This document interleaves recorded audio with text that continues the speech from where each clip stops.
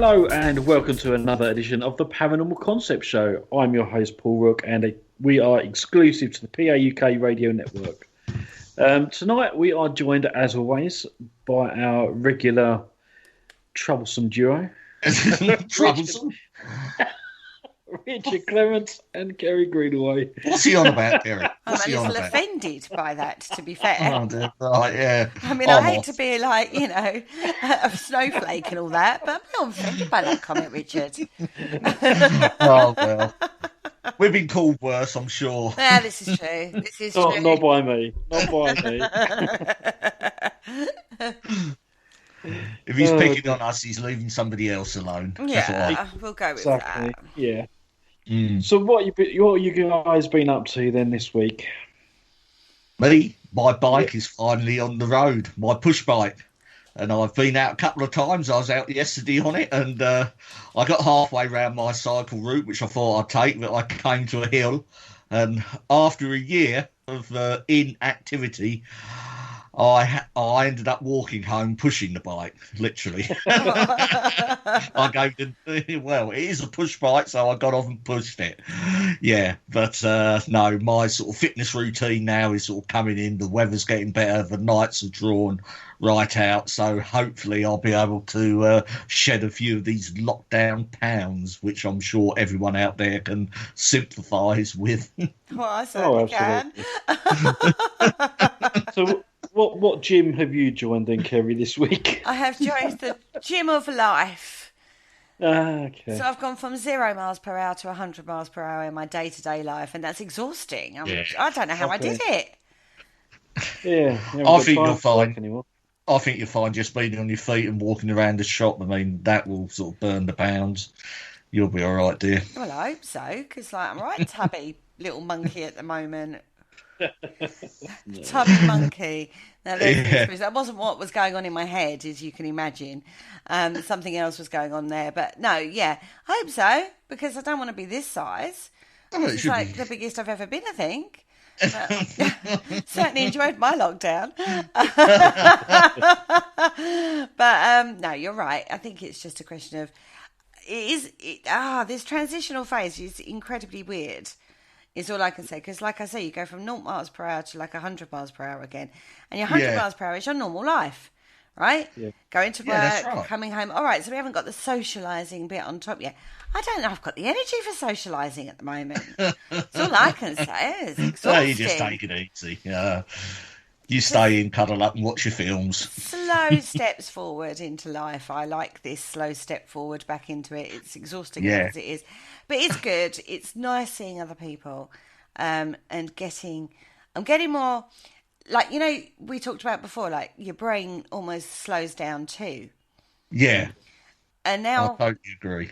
It's starting to kick back in. I feel more motivated.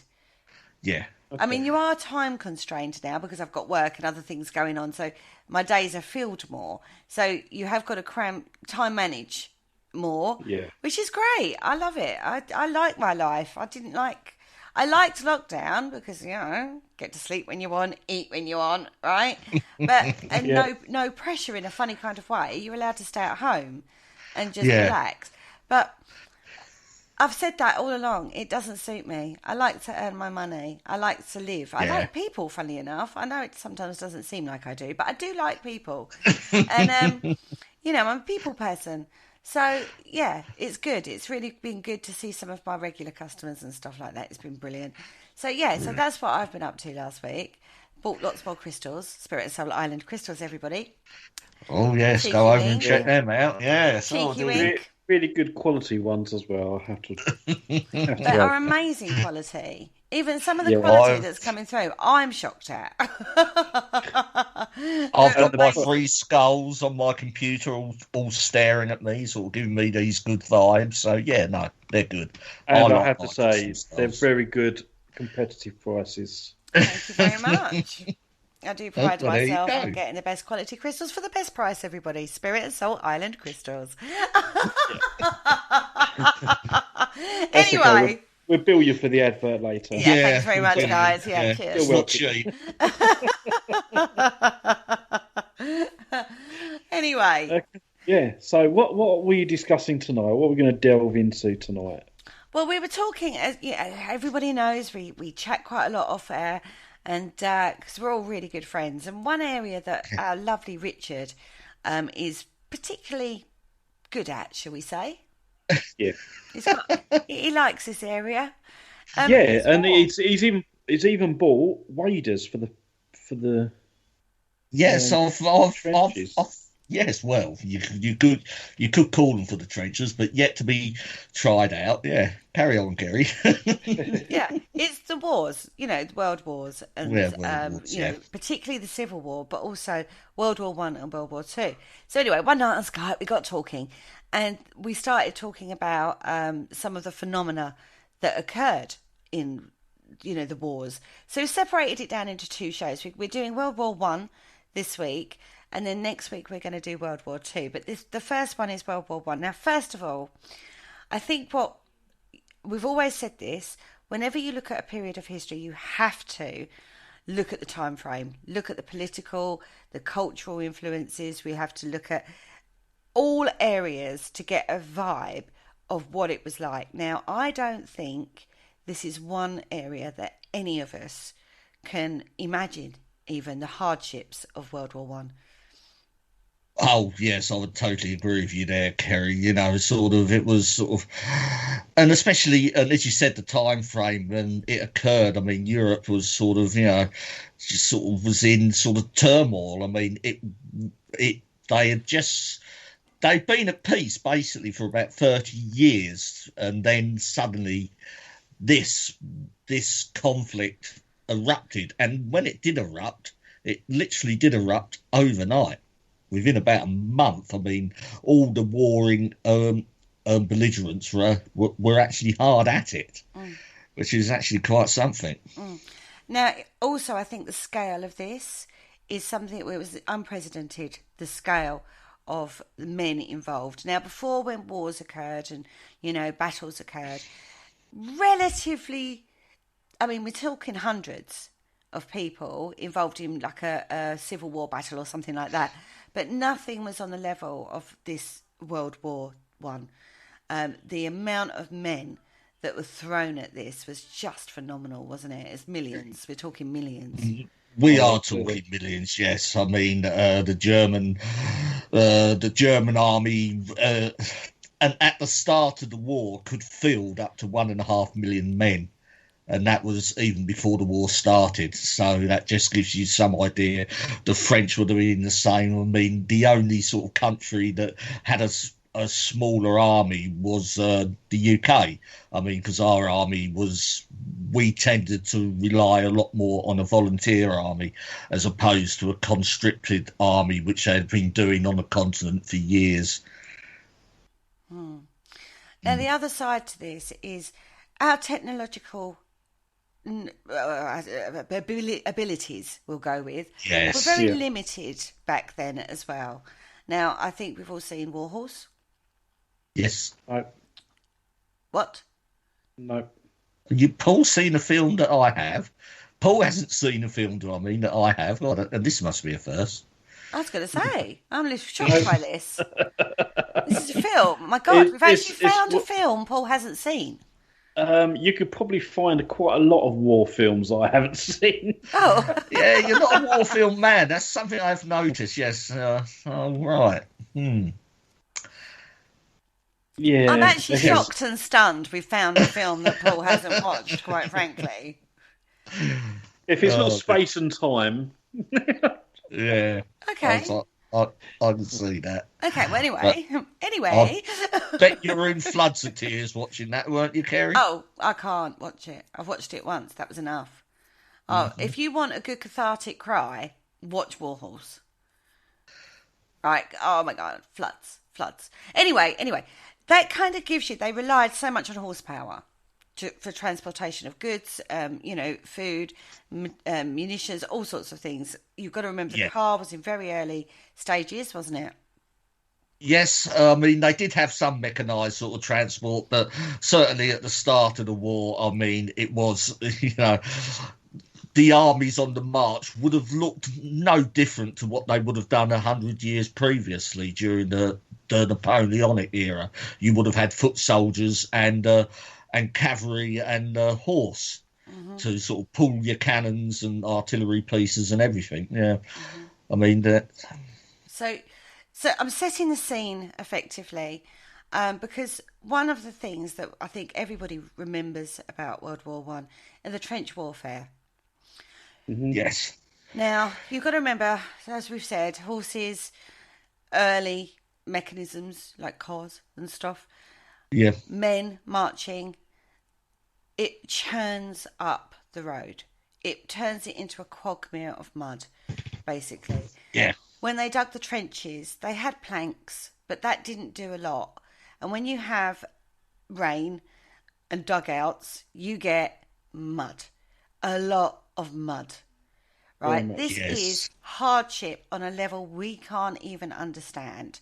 The limits you're pushed to physically, mentally, psychologically, all you just can't even comprehend the conditions that the men went through on this. Yeah, I mean, it is quite something. I mean, I've actually sort of like experienced only very sort of briefly. For the listeners out there, I used to do battle reenactment, which involved sort of going away for weekends, pitching our tents and living like they did sort of back in the day. And if it rained for the whole weekend, which it used to, it could be really miserable. And we only had 2 nights out in it. And these soldiers would have had, sort of like, well, particularly the winter months, would have had 4 to 5 months of it. Mm-hmm. Amongst all this, you're under a constant barrage of fire from both sides, so the noise level is horrendous. Constant bangs and crashes is bad enough. Have firework night, right? Yeah, true. Bad enough one evening. But you are living under these conditions. It's just horrific what men went through. And I'm going to say it's men. Forget women at this stage. Women didn't go to war. This is men. Boys. Yeah. What was the youngest person that served in World War One, Richard? Can you remember? Oh, well, officially you had to be 16 and over, but no, I think 18 and over to actually enlist. But I think the youngest was 14 years old. He managed to pass. He must have been quite a mature 14-year-old, but the youngest in the British Army was recorded at being 14. You're talking young men. You're not talking experienced men, you're talking young men. Mm-hmm. Now, these horrific conditions, I feel, are partly to explain some of the phenomena that happened, because there were some strange occurrences and accounts that came out of World War One. I never said World War Two then. World War One. So, I think you have to take this into account. Now, there's a very, very famous account of the Angel of the Mon. Now, this is something that Richard knows quite well. Yeah. So, Richard, do you want to give us a rundown of what the account was? Yeah, the Angels of Mon incident, I mean, it happened in the real early stages of the war. I mean, the world went to war in early August, but by late August, I mean, the German army was on the march. It was coming into France, and it was actually coming into Belgium. Now, Belgium was neutral, and the Germans should not have done it, but the Germans actually asked the Belgians for safe passage through so they could get into France, because they wanted to outflank the whole French army and surround Paris and technically end the war there and then, because this war wasn't expected to drag on for as long as what it actually did. So as the Germans were advancing through Belgium, this actually brought Britain into the war, because Britain had vowed to protect Belgium neutrality. So they sent an army over into France to halt the German advance. So you've got the scene set. So the French actually put them right in the middle of their lines to actually hold the German advance through Belgium. But the British army at the time was only something like 800,000. They were up against a force of well over 1 million men. So that sort of just does, and that just gives you the sort of overview of what it was actually like. And the first actual conflict the British met the Germans was actually at the town of Mons in northern Belgium. And as you were saying, Kerry, the war at this point was not mud and sort of trenches. It was open warfare. They were it was late summer. It was sort of the sun, the land was dry, but it was open warfare as opposed to trench warfare. So the British actually set up along the canal and actually met the advancing German army. And they engaged, and basically they were sort of two lines opposite each other, just firing away at each other. But then the Germans actually managed to get further down the canal and actually outflank the English army, which caused a lot of panic in the British army, and they actually had to retreat, and otherwise they would have been surrounded and, well, effectively wiped out. So the Battle of Mons is more of the retreat that actually happened afterwards, and the British were fighting a constant rearguard action to get back to pre-prepared positions just outside of Paris. And it was against this backdrop that sort of stories started to sort of circulate that there was some sort of divine intervention, because on paper the British army should have capitulated and be destroyed, but it wasn't.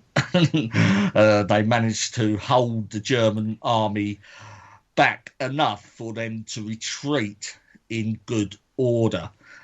And they got back to their pre-prepared positions and actually managed to, sort of, along with their French allies, to actually save Paris from being totally surrounded. So it was after this. A lot of people think the Angels of Mons was actually reported actually during the battle, but it wasn't. It was sort of not long after. There was sort of these anecdotal stories going about to explain how the British actually done this, that they had some sort of divine intervention. And this is where you sort of hear stories of the Angels of Mons. And it's an interesting one, because some said they could actually see St. George on his white horse with his fiery swords. Others claimed to sort of see sort of angels, and others sort of claimed to see sort of medieval style bowmen. All these reports that are reported to have come from the front actually didn't. It was sort of it was a story written actually for a newspaper, I believe. What was it? The London Post, Kerry? The London Evening News. Yeah, and there was an author. Can't think of his name off the top of my head. Arthur Machen. Oh yeah, and Arthur Machen, and he wrote a short story for the London Evening News, and explaining a ghostly occurrence using the Battle of Mons, and sort of putting this ghostly occurrence as an overlay on the actual battle. And it was from that they really sort of that's where the sort of story started to sort of come alive. And a lot of sort of people back home sort of took a lot of good stead from that, sort of thinking, although we did technically lose the battle, the war is there to be won. You know, it was sort of more of a morale boost for the English nation to say, well, you know, we did lose the battle, but God is on our side and we will prevail. And, you know, moral or morale is incredibly important, isn't it? Oh, yes, and it's not just the morale of the men in the field, it's the morale of the population back home. I mean, you've got the politicians are actually juggling in this, and particularly sort of during wars and stuff, it is not that uncommon to get stories like sort of the Angels of Mons, and the MPs and stuff will ignore it and let it fester, sort of thing. Will let it gain momentum, because they know it does sort of give the troops in the field and the public at home good morale and something to sort of cling on to. I think the thing is, I think what you have to also understand is public opinion about going to war is incredibly important politically. You have to have the people behind you, you know, to support the war. We've seen what happens when people don't support a war. They get turned on very nastily in political circles. So you have to have this political support, you know, this public support. So these stories are all designed to keep that support for what you're doing. You're sending your men effectively to another country. You know, we cross the channel. It's not like it's just it's not an initial threat to our borders, because we are surrounded by water. Do you know what I mean? Not like Belgium. They're surrounded three sides by other countries, aren't they? Yes, Holland, Germany, France, yeah. Yeah. So you've always got that worry on your borders, whereas we kind of don't really, because we've got water, surrounded by water, and we are a naval nation. Yeah, I mean, and whenever sort of Britain went to war, say we haven't been invaded since 1066, so we have always fought our wars somewhere else on the continent, and even going back to Napoleonic times. I mean, we weren't threatened here in England, but we fought our campaigns in Portugal, France, Belgium again. I mean, Belgium is actually quite key to this, because it's a small country, but it does sort of, and its claim to fame is it's like a military crossroads, and throughout history a lot of major battles have happened in Belgium, sort of one sort of belligerent defending whilst the other sort of trying to attack. I mean, Belgium's a place you always seem to have to pass through to get somewhere else. And, and you just have to look back in history. I mean, Waterloo is in Belgium again, that's a big battle, and a couple of other battles of the Napoleonic Wars. And in northern France as well, you sort of got the sort of like the 100 Wars battlefields like Agincourt and Crécy. So there's a huge sort of there's a huge sort of mythos of that area. It's sort of steeped in tradition and sort of folklore. So it's in the backdrop of all of this that you've got this writer, Arthur Machen, who is sitting there, and the backstory to that is he was sitting in a restaurant and he was looking at a plate, believe it or not. There was, a plate in a London restaurant, and on the plate it had a figure of St. George with the motto, "Adsit Anglis Sanctus Georgius," may St. George be a present help to the English. And it felt very relevant at that time with this news of the British, on retreat, having been defeated in this horrendous battle that has gone on. And he said that, it was just so telling at that moment. And then he says, he looked out of his window one Sunday morning and saw some newspaper bills from the little shop over the way. And then he wrote this account of this alleged encounter of angels helping the British. Like, so we are righteous in what we're doing. God is on our side. Like exactly what you said. God is on our side. Don't give up on us, basically. We're over here fighting a war. All right, we're in retreat. But you're right, the battle may have been lost, but the war certainly hasn't. And it was in the very early days of the war.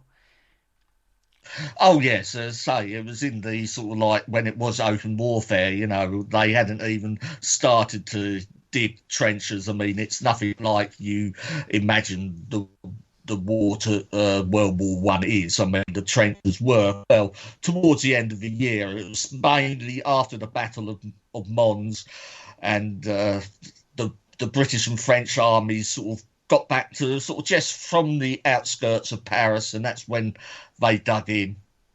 and started to sort of dig trenches and stuff. And the Germans, they were pushed right to the ends of their supply lines, so they couldn't really go any further. So they dug in as well. So you essentially got a stalemate. And that's what made the trench warfare so horrendous, because it becomes a stalemate. It becomes a push, retreat, push, retreat, push, retreat. On both sides, this is. Not just one side, this is both sides doing this. Anyway, now, there are questions on the story, because, so you've got, he says St. George, some people said it was St. Michael brandishing his sword as well. Then you've got a whole row of shining beings, all sorts of stories then come off the back of this. Now, I think that's an overlay. It appeared in several different places and reported by junior officers, apparently, about what they saw. But I think you also have to look at, you've got a company of very green men, army men, you know what I mean? They're young men, they're pushed to their limits. The first time they've ever encountered this kind of warfare. The pressures of that scenario, you can't underestimate. How many days without sleep, limited rations, doesn't matter, okay, the weather might have been clement, but it doesn't change the fact of the pressure that these people are under. And they're having to retreat. Now, that's a blow to your motivation and your ego, and all sorts of other plays coming into play there. Traditionally, in military circles, retreats are quite chaotic, because generals and the people that have planned sort of military sort of actions, they don't really plan on retreating. They always build their actions around winning. And when it does go against you, the retreats can be quite a sort of a rushed sort of a melee affair. And remember, they'd had significant losses. They'd lost 7,812 men of all ranks, killed or wounded, and or missing, just missing, out of 40,000 men who took part in that battle. So that's quite a substantial loss.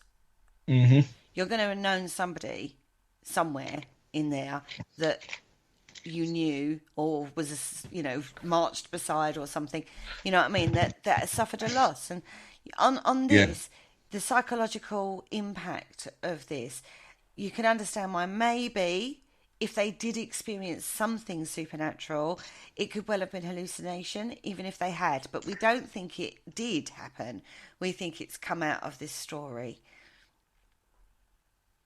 Yes, it's the anecdotal sort of like reports from the field are just that sort of anecdotes, and and I'm on the sort of, if something like this happened, and sort of to the extent they said, it would have been reported. I mean, battles, despite the hectic nature of battles and stuff, they are very well documented, because they have to be for sort of like future reference and stuff like that, and they are very well documented, and something, an incident like this would not have gone undocumented in military dispatches, and it is conspicuous by its absence. Now, there are loads of, like Richard said, anecdotal tales. One of the men, allegedly, I'm going to say allegedly because there's no report on this one, it's a friend of somebody's friend that's reported this, so it's anecdotal, said that whilst they were retreating, something scared the Germans. The horses turned around and stampeded back onto the Germans. Good for the British, that, but not so good for the Germans on that one. But again, nothing in the dispatches about that. That's just an anecdotal tale. In 1915, Phyllis Campbell contributed an article to the Occult Review entitled The Angelic Leaders. She said everybody had seen them. However, a private, Frank Richards, said, and I'm going to quote, "If any angels were seen on the retirement, they were seen that night. March for hour after hour without a halt. We were now breaking it into fifth day of continuous marching with practically no sleep in between. But there was nothing there. But very nearly everyone was seeing things. We were all deadbeat. Yeah, I mean that is sort of, yeah, again sort of like this sort of like Phyllis was it Campbell and the occult review. She's just sort of, I think that's a bit of wishful thinking on her part, to be quite honest. Mm-hmm. Now, it becomes a bit of an interesting one because in amongst all of this, we have got a gentleman by the name of Brigadier General. Can't speak. General? That's the word. Brigadier General John Charteris. Right. Now, remember this name, guys, because this is quite integral. He is the Chief Intelligence Officer at GHQ. And his kind of job, he's very covert, but his job is to spread morale-boosting propaganda and disinformation. He takes this tale, he runs with this tale. This is gold dust to him, right? Mm-hmm. Now, bearing in mind, you have got to understand that the only other way to obtain news was from letters from the soldiers themselves, from designated journalists that are there at the time, or from military notices that are put out. Yeah, dispatches, yes. That's it, right? Mm-hmm. Now, letters from the soldiers are heavily redacted at this time. They're read, and they're anything that could, be used against us, as it were, was taken out. So you've got a very streamlined media filtering, shall we say, going on. And in the backdrop of this, you've got ways of... Now, bearing in mind, it's not just the British who are going to read these. These are going to be read by other people as well. Enemies, effectively. So we kind of want to, as British people, we're going to put the best stories out, and we want to sort of make the Germans look awful, right? Yeah. Because that's going to deteriorate their morale. And also, it's a way of keeping support for the war. Yeah. So John Charteris is very clever at using information, rumour, propaganda, all these kind of things to manipulate opinions and morale. I mean, yes, he certainly knows where to drop it in. I mean, he's a very clever man and, fascinating. It's fascinating sort of how he sort of manipulated everything. It must have been a fascinating job he had. Well, an incredibly responsible job as well, because what you're putting out there is it could influence the way the war's going to go. Now, obviously, there's a huge appetite for information. People want to know what's going on in the public. They want to know how their men are doing, particularly if you've got invested interest of your husband or your son or your father or, somebody over there. You want to know. So there is a huge appetite for information. Rumours spread like wildfire. So it's a way of utilising that to our benefit. Mm-hmm. But we can't do it without loss of credibility. So you've got to be very careful on how you play this. And this particular story was very useful to John Charteris. He was like, yeah, we've got good on our side. We'll use that one. Yeah, I mean, it even went as far that sort of like, I think he sort of like filtered in reports that even in the German press, and they were reporting finding their sort of dead soldiers with arrows sticking out of them. I mean, this is how sort of far it went. I mean, it is quite something.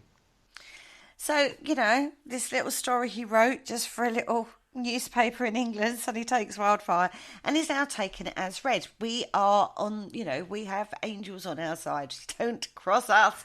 We are the righteous. And, it's just so fascinating, isn't it? Yeah, because, when European nations go to war, and there is a bit of a predicament and religiously, because you've got to sort of like Germany and England. I mean, we share the same religion, Christianity, so it's always a bit difficult to know, whose side is God on. But unfortunately, God was on our side. Well, unfortunate for the Germans there. Yeah, that's right. So there's always a battle in the background, sort of trying to get everyone's hopes, to cling to a religious sort of outcome that is favourable. We need to be seen as God's favourites.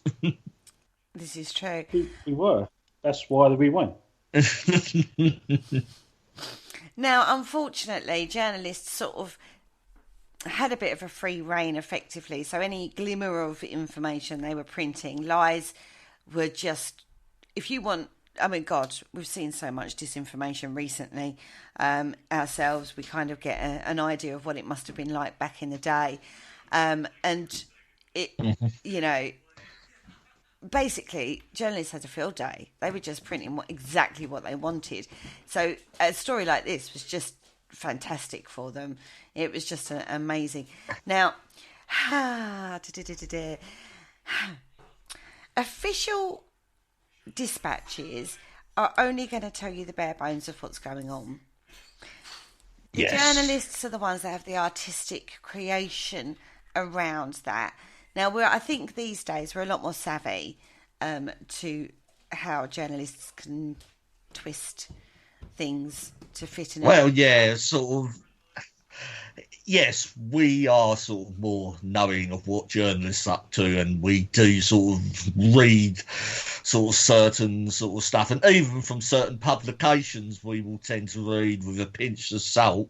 I mean, how many times have you said or made apologies when you quote something saying, well, this is from this paper, so, and everyone goes, oh, I see. So we've got to take it with a pinch of salt. But back at the start of the 20th century, the public would not have had that filter.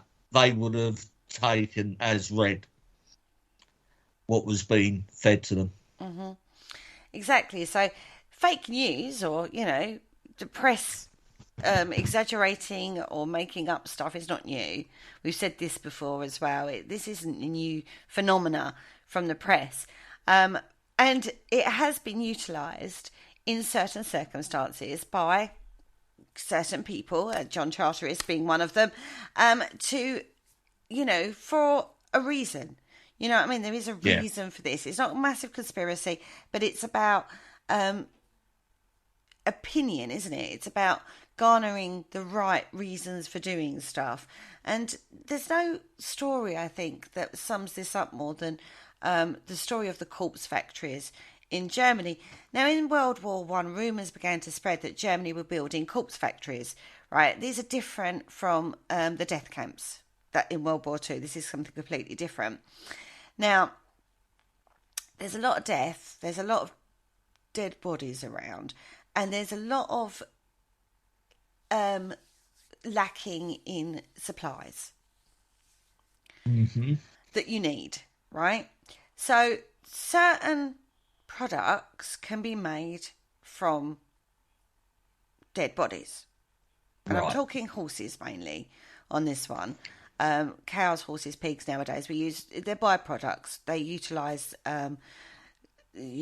products, bits of the stuff like that, bits right? And pieces, all the bits and pieces, sort of. they do. It's not pleasant, but it happens. Even to this day, glue is one they make. Glue from horses, Glycerin. rennet, which they use to fish.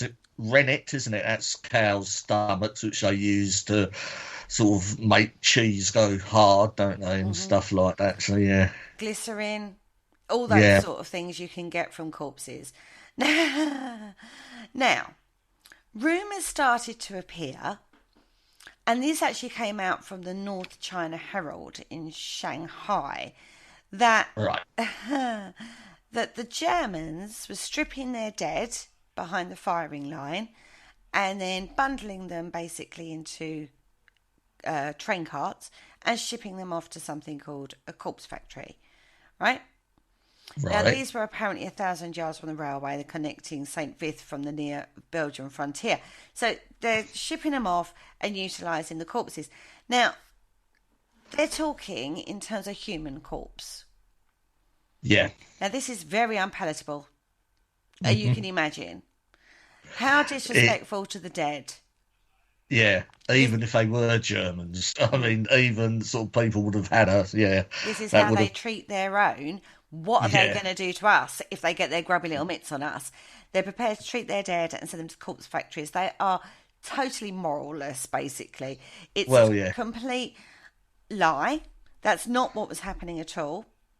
But John Charteris utilised this. He was the one who actually planted the story in the China Post. Oh, I suppose, yeah, sort of put it in a sort of obscure publication, yeah, and just wait for it to filter back down the line, I suppose, to get back to you. Which is exactly what it did. There was a massive outcry at the time about this, that people were absolutely disgusted the Germans were doing this. They weren't doing it with humans, they were doing it with horses. You've got to remember, hell of a lot of dead horses going on around at the time. So they're utilising that in a time of great need. Even now, I mean, even in England, I think we view animals very differently, don't we? We like our animals, and even that would be like, oh my God, that's horrendous. Unfortunately, we do this too. We're not unique. This isn't a unique practice. It's something that happens even to this day. But because there was that small twist of corpse factories and didn't actually say horse corpse factories, everyone jumps to the assumption it was to do with human corpses. And he utilised this fake rumour to, again, turn opinion against the Germans and why we need to be at this war. And it's not just about our own people. This is worldwide. People are reading this worldwide. So this has gone into the China. We wanted support from China at the time. Yeah. So it was a way of going, oh my God, the Germans, they're really bad people. Let's, we've got to support the British efforts for this because this is what these people are doing. So it's about, again, it's a political game. It is. And, you've got to, and this is where you're really seeing, it's gone beyond sort of like the fighting and stuff. You've got to keep momentum up because, you've got to keep the public behind the war. You don't want them to start, sort of look, starting to think about other things, sort of to question whether the war is right or not. I mean, and you don't want that. You've got to get your enemy and you've got to dehumanise your enemy as well, and the corpse factories are a very good example of this. Now, there was a picture taken. It showed a train taking dead horses, and, it had on the side of the carriage what it was, on the train carriage and everything what it was. He actually doctored that photo and changed it to show humans. He was very clever. Photoshop in its very early stages, everybody. Yeah, and but they were just taking horses to these places, sort of breaking them down. I suppose, especially on the continent, horse flesh is eaten quite regularly, and other byproducts you can actually get from them. And there was a worry as well, obviously, of people that, we've got our men over there, they're dying. Are the Germans taking their corpses? Yeah, that's as right. Well, not just their own, but they're taking our sons and our fathers and our uncles and our, workers, dead bodies. Are they then treating them like that? What's happening to our dead? That's right. Is that what's happening? Are they Germans doing that to ours? So you can imagine this caused a huge political furor about it all.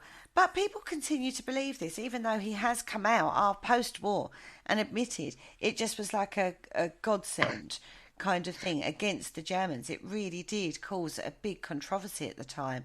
And that propaganda was a really big Yeah. I mean, the worldwide publicity that was given to the statement that Germans boiled down human corpses in order to extract from them gelatin and other useful substances was just... God, he couldn't have asked for more in regards to anti-German talk, right? Well, yeah. Yeah, and it worked. In 1925, John Charteris actually admitted that he had invented the story when he was visiting New York City. It was reported in the New York Times. He gave a speech at a private dinner function at the National Arts Club, and he admitted that he provided false information to government ministers when they were asked about it in the House of Commons. He actually went on to say, the matter might have gone even further, for an ingenious person in his office offered to write a diary of a German soldier, telling of his transfer from the front after 2 years of fighting to an easy berth in a factory, and of his horror at finding that he was to assist there in boiling down his brother's soldiers. He obtained a transfer to the front and was killed. It was planned to place this forged diary in the clothing of a dead German soldier and have it discovered by a war correspondent who had a passion for German diaries. But I think John Charteris actually decided the deception had gone far enough. It's done its job. It's had the impact it needed to have, and decided that the diary might be a step too far. So... Incredible, isn't it? It is incredible, but I think people shouldn't underestimate. We need to look. What's the old adage? Look back at history, because that's where the lessons are to be learned. Well, yeah, of course it is. But we never do learn them anyway. So what's reported in the media, we can't even guarantee that it's right. It could be a political manoeuvre from a body that's actually employed to do this. That's right. Yeah. At the time, it was incredibly useful, incredibly disgusting, and very, again, you could argue his morals, John Charteris's morals on this one, but he's out to win a war.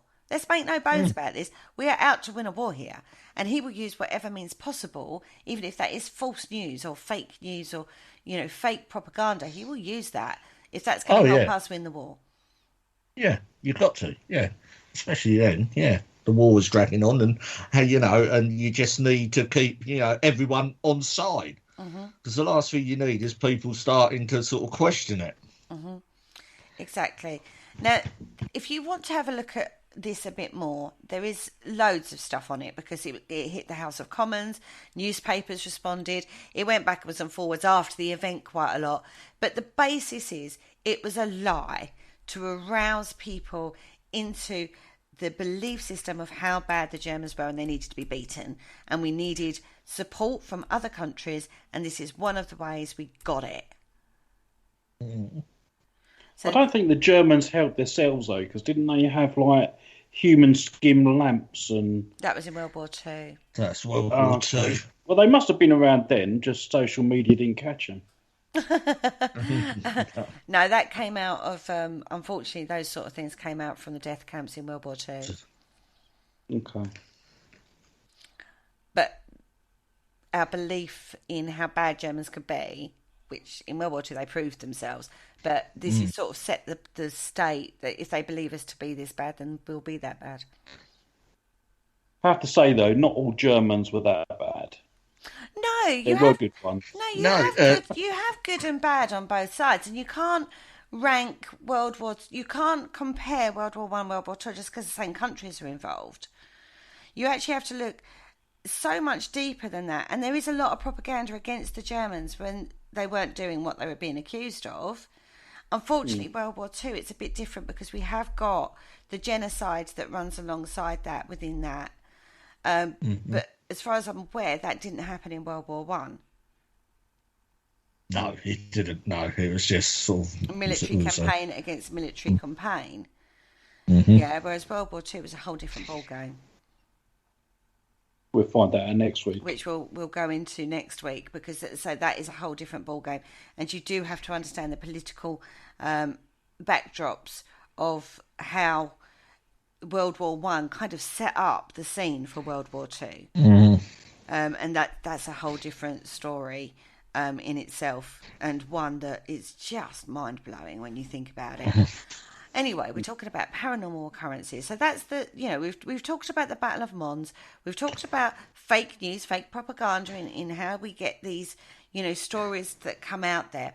But let's have a look at something that's a little bit more, I kind of want to say normal. It's not really normal, is it? Well, something a bit more, paranormally traditional? Yeah. So it's about the 5th Norfolk Battalion. Now, this actually happened during the Gallipoli. Campaign. Thank you, Richard. These places, why can't they just have one syllable? That's all I can manage these days. What, you mean like Bonn? Yeah. Bon. Yeah. Brilliant. Can manage Belgium, but too many, adjectives in there. It's too much for my brain. Anyway, this happened. Well, they'll all end up in the hospital. So you'd have to struggle with that word as well. Exactly right. So, a military unit that was actually created by King Edward VII was known as the 5th Battalion Norfolk Regiment, the Sandringhams, otherwise known as the Norfolks. Yes, it was regiments made up. It was a regiment made up of the workers on the King's estate. That's it. Now, this happened in the Gallipoli, oh my goodness me, campaign. And basically they were securing the Dardanelles. Oh my God. Just as well I'm just as well I don't work in communications for the army, isn't it? They'd be like, where are we going? I don't know. Where's that? No idea. You'll be all right. You'll be all right for code. The Dardanelles Straits, yes. They sort of, it's the Dardanelles. That's the one. Separates European Turkey from Asian Turkey, right? Yes, that's right. And it connects the Mediterranean with the Black Sea. Yes, that's correct. It's a sea route to Russia. Basically, yes. So the Black Sea Fleet, they was trying to secure that, and so the Russians had access into the Mediterranean and beyond. Correct. Mm-hmm. Well done, Richard. Give you 1 star. Yes. Right, now, it wasn't very successful. No. Unfortunately, no. It was sort of like a campaign. It was dragged up by someone who is very famous and who we'll probably speak about more next week, Winston Churchill. He was First Lord of the Admiralty during World War One. And it was a campaign because the Turks were on the German side. So it was a campaign to knock Turkey out of the war. And it was fought from that, it earned the war, and it was fought that this action alone could shorten the war or even end it if Germany lost one of its key allies. Right. We need a map, don't we? With one of those world maps where you've got the arrows, like Dad's Army's opening scene, where you've got the arrows coming in, so you know who's where and whatnot. Anyway, the North Regiment was made up of 16 officers and 250 men. It was led by Sir Horace Proctor Beauchamp. Now, on the 30th of July 1915, they set out from Liverpool to the Gallipoli Peninsula. They arrived on the 10th of August. 2 days after they arrived, they got the order to launch an attack against the Turks. Not particularly a good move, but, Well, yeah, that's what they were there to do. Yeah. The men themselves weren't in great condition. They had a lot of seasickness, lack of sleep. The temperature wasn't, very kind to them. We've just come from England to scorching hot temperatures. Very dry area. So they're in an area, they've not had time to acclimatise, basically. They were formed, very rudimentary training, and then they were put on the ship and off they went. And they literally didn't have time to do anything when they got there. It was straight off the boat and straight into frontline service. A lot frontline of them were duties. Yeah. They had dysentery. Because they were all just, you can imagine, sort of you're working in the fields on the King's estate in Sandringham, sort of 1 week, and within about in about 6 or 8 weeks, you're on the Gallipoli Peninsula. I mean, it was quick. Mm-hmm. On top of that, they had poor supplies, inaccurate maps, lack of water, and they're fighting the Turkish on their home turf, basically. They know how to fight in these conditions, but we ain't got a clue. No, that's right. It was, and the Turks are well dug in, and they were expecting it. And yes, and it's always you've got a determined enemy on their home soil. That's always a bit of a nightmare for military commanders to deal with. Mm-hmm. On top of that, the orders were a bit confusing. The objective of the mission, now this is key to any military action. You have to know what you're doing, what your objection is, what are you supposed to be doing, and aim for that and stay focused on that. Don't get sidetracked, basically. Now, some of them thought that they were supposed to be attacking the village of the Anafarta saga, while others were simply thought that they were just supposed to clear the way. That sounds really bad, doesn't it? The Anafarta saga. She's off. Oh dear. Yeah. They were supposed to simply clear the way. So the men made a mistake. They got separated from the rest of the 163rd Brigade, turned in the wrong direction. Now, they think they realised their mistake, but they continue to advance towards the Kavek Tepe without reinforcement or support. They're now completely cut off. Now, the Turks basically had a field day. They had a machine gun fire on them, numerous snipers, and they, bless them, bless their cotton socks, they still managed to push the Turks back towards the forest. Yeah. Right? They had a good artillery fire on this. So, bless them. They had a good go. Yeah. They gave it what they had. One thing you've got to say about the British, we're tenacious little things, aren't we?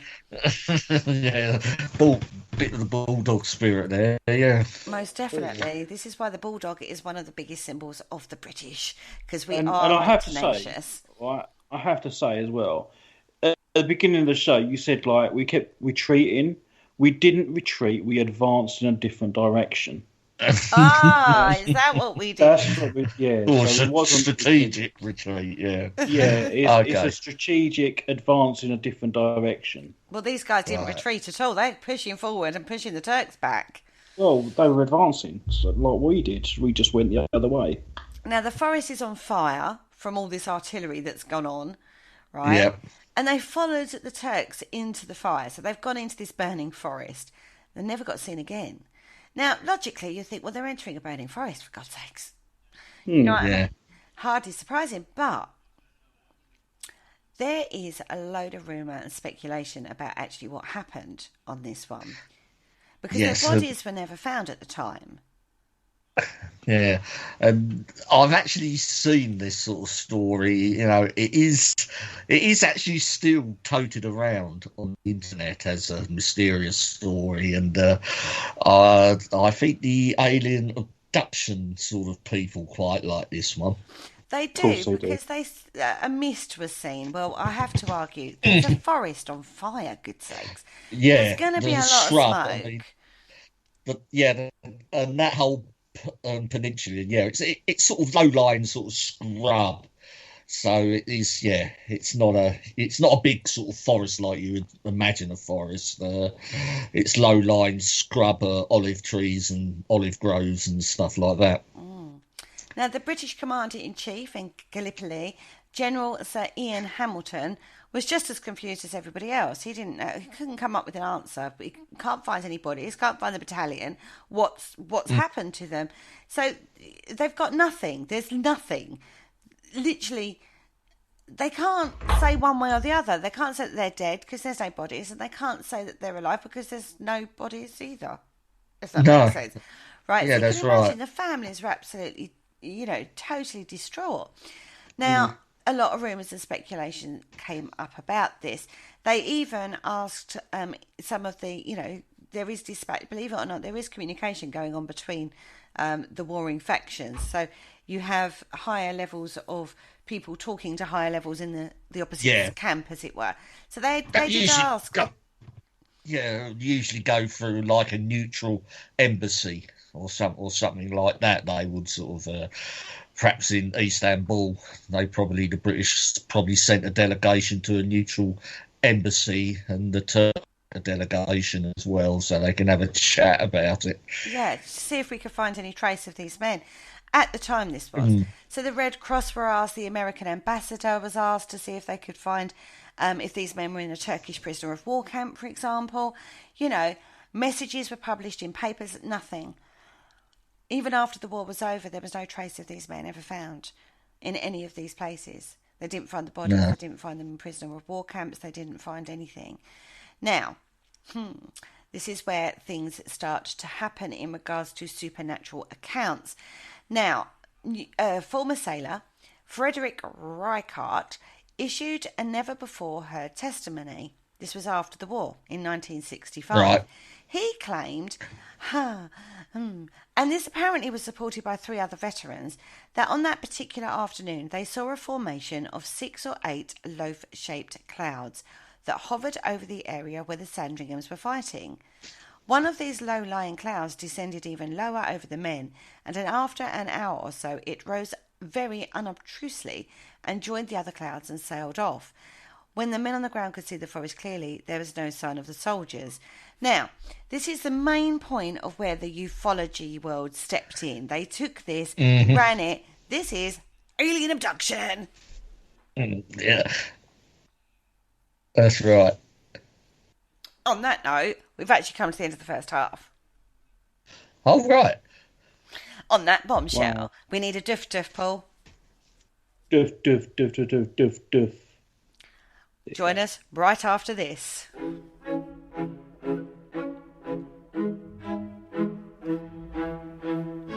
Hello, Harry Price here. If there's nothing me and my friends enjoy more here on the other side, it is to sit back and relax and listen to the Paranormal Concept Show, right here on the PAUK Radio Network. Broadcasting a plethora of interesting and informative content for all your paranormal needs. Find them across social media to keep up to date with forthcoming shows and all their other adventures.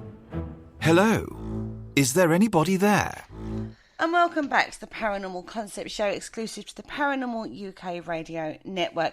Now, before the break, we were talking about the missing battalion of the Sandringhams, and we said that no bodies had been found. They didn't know what had happened to them. We've gone into this, the main reason from this account from a former sailor from the New Zealand that had basically the ufology world had kind of jumped all over as to alien abduction. However, we kind of think that's a load of bunkum, quite frankly, because in 1919, a battalion's chaplain, the Reverend Pierpoint Edwards, claimed that he found the missing bodies. Now, according to Edward, only 2 of the deceased could be identified, Privates Barnaby and Private Carter, and he found the bodies spread across an area of approximately 1 square mile, at least 800 yards away from the Turkish front line. Yeah, it certainly sounds like they probably got pretty close and then all expired. For some probably reason, all shot. The account was not believed. Ah. For some reason, I don't know why, and whatnot. One thing's for sure, the gentlemen of that particular battalion fought with immense courage and fortitude against great odds, and nothing should be taken away from them for their heroism, effectively, under very trying conditions. Mm-hmm. Very true. On that one. So I don't think it's a paranormal occurrence per se, but I do think because there's been no definitive answer on that one, I think that's why people have jumped onto a supernatural explanation, even though somebody has said that they found the bodies. So, why was it not believed? Maybe believing in the supernatural is easier sometimes. Yeah. Yeah, because, it's not as far-fetched as a UFO come down and kidnap them all. So they went with that, obviously. Who knows? But maybe there's still the chance that it'd come back. Yeah, it's just that glimmering sort of hope, isn't it? I think they were probably edging their bets on they were sort of in a Turkish prisoner of war camp. Yeah. Sad one, that one. Mm.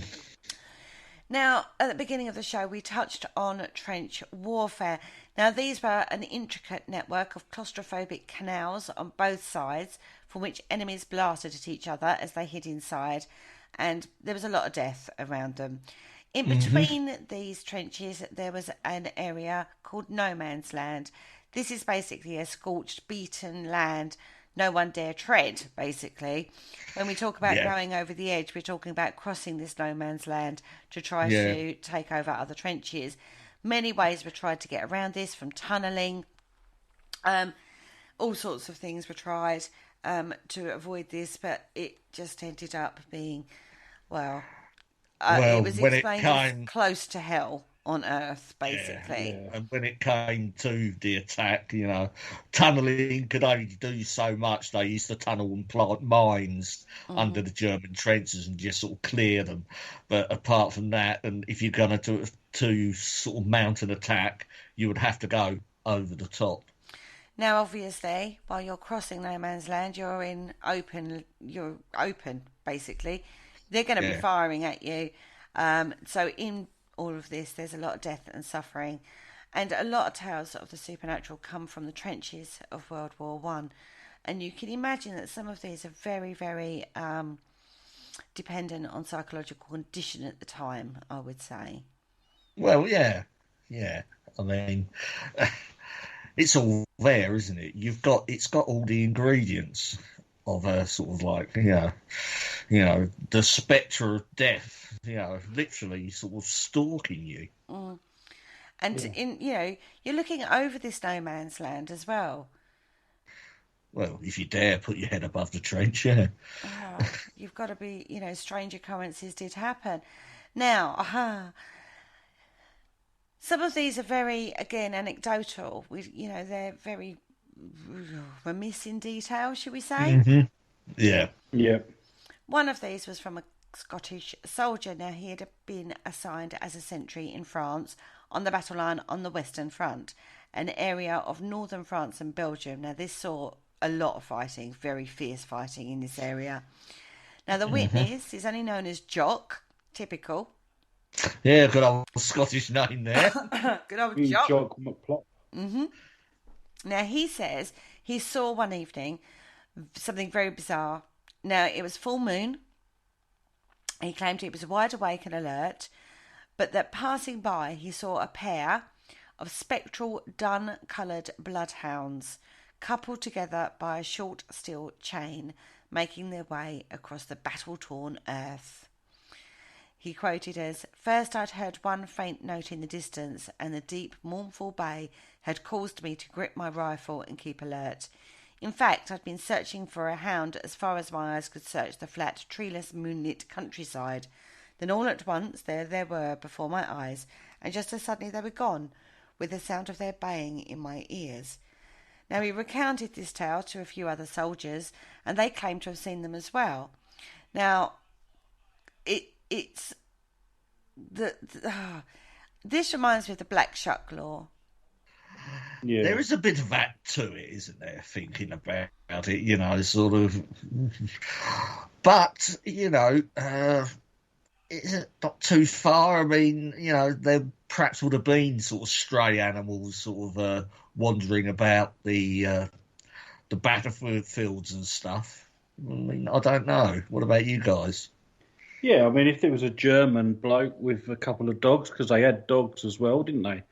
If the master got shot, the dogs are off their lead, aren't they? Mm. So there's going to Yeah. be strays all over the country, all over the countryside. So to find two dogs wandering the battlefields, I should imagine isn't going to be too much of a leap to make. Well, I think the soldiers at the time took them as like a forewarning, quite Hmm. frankly, a foreboding omen. Yeah, omen Yeah. is the word. They said that these phantom dogs almost always seemed to appear right before something big was about to go down. It's almost like they was following the smell of incoming death. Yeah, but then could they just be scouring the battlefields and things for food? It wouldn't surprise me. Because the smell from rotting flesh, I should imagine, isn't going to be too pleasant to us. But you've got starving dogs. The spectral hounds. A lot of soldiers, I should imagine, would have been familiar with the Black Shuck law because they came from all over the country. I mean, Yorkshires have got it up in Yorkshire. They're called different names, so you can understand why they've jumped to the assumption. Sort of, yeah, because say sort of even alleged Black Shuck sightings here in the UK are often a portent of something bad's going to happen, isn't it? Mm. What's interesting actually is in Scotland they're actually not seen as bad. They're seen as like caretakers, guardians. The folklore of Black Shuck up Scotland is different. Yeah. To what it is in England. Like the south of England is almost like the omen, the bad, the foreboding, whereas Scotland... It's quite a regional phenomenon, isn't it? I mean, it's especially here where we are in East Anglia, it's more of a forewarning, isn't it? Mm-hmm. If they are spotted. Whereas up Scotland, it's not. They're seen as guardians. So it does depend. So it does... What's the majig? My brain's gone. It does sort of like depend on your region as to where you are, but you can understand how this has come about. Even if it was something rational, like Paul says, dogs scavenging in this no man's land in between quiet periods, even a big fox or something, you know what I mean? Yeah. Because there is going to be wild animals around still. They cleared the area, but they still would have been there. Anyway, there's another tale. Now, this is quite an interesting one. This one came out from the Battle of Verdun. Now, this was a longer-lasting battle of the entire war. It saw a bloody, merciless battle of attrition between French and German forces. Now, some of the men on the front line began to tell of a ghostly soldier dressed in old-fashioned gear from the 1870s Franco-Prussian War.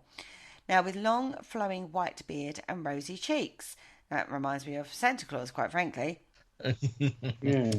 This apparition was said to appear out of thin air to come to the aid of the French, and tales of the spectral old man's escapades were numerous. Apparently, he would knock the weapons out of the hands of the enemy or cause them to trip over. Great. Thank you very much for that little help. Well, have some of that, thank you. Yeah. Other times he was reported as guiding the French and showing them where to go, or even physically pushing them out of harm's way, with many a soldier telling of being knocked to the ground by the ghost, just as a bullet whizzed by where their head should have been. And there were also reports of the ghost tending to the wounded or even offering a drink of water before vanishing into thin air. Well, yeah. Now, that is more of a ghostly tale, isn't it? I should imagine, Ghost of St. John. Yeah. Quite possibly. Mm. But again, you can't deny that under extreme conditions, your brain will do all sorts of weird and wonderful things. Well, Verdun's in France, and Verdun was fought over during the Franco-Prussian War, and it was the French against the Germans then, back in 1870. So you could possibly see, there's certainly a precedent there. And you can see why the French would want to believe something like this is going on. Mm-hmm. Mm. And maybe it did. Yeah. Yeah. Yeah, there were loads of accounts of strange men getting involved and ghostly people getting involved. Now, the Belgian municipality of Ypres, that is Ypres, isn't it? Famous skiing resort now, I believe. No idea. But no, there's no skiing resorts in Belgium. Ypres. Thought that was a skiing resort. No, I think you're thinking somewhere else. But carry on. Anyway, this was besieged by fearsome combat in its strategic position as a block against the Germans' advance into France. The city itself was actually pummeled during the First World War and was also victim to mass poison gas attacks. in 1915. Now, this time, the strange account would come from a French engineer who told the tale to an American clergyman. Now, this is a strange one. Now, I found this very strange when I looked into this one. Right. Now, they looked out over no man's land. So the battalion that this is referring to looked out across no man's land. They saw a strange grey cloud rolling towards them. When it struck, pandemonium broke out. Men dropped all around him and the trench was in uproar. This is a gas attack. Well, yes, it is a gas attack. Yeah. It can't be anything else. Okay. Surely, yeah. Exactly. Out of the mist, walking across no man's land, came a figure. He seemed to be without no special protection. He wore the uniform of a Royal Army Medical Corps. He spoke English and had a French accent to it. So he was English, but he spoke with a French accent. Okay. On his belt, the stranger had a series of small hooks on which were suspended tin cups. In his hand, he carried a bucket of what looked like water. As he slid down into the trench, he began removing the cups, dipping them into the bucket and passing them out to the soldiers, telling them to drink it quickly. The engineer was amongst those who received the potion. He said it was extremely salty, almost too salty to swallow, but all of the soldiers who were given the liquid did drink it. Not one of them suffered lasting effects from the gas. When the gas cloud had blown over and things calmed down, the unusual visitor was not to be found. No explanation could be given by the Royal Medical Corps, but the fact remained that thousands of soldiers died or suffered lasting effects from that particular attack, but not a single soldier who took the cup from the stranger was amongst the victims. Were they all British? They're French. No, they're French. Oh, but they were on our side, though, weren't they? Yeah. Well, that just goes to prove God was on our side.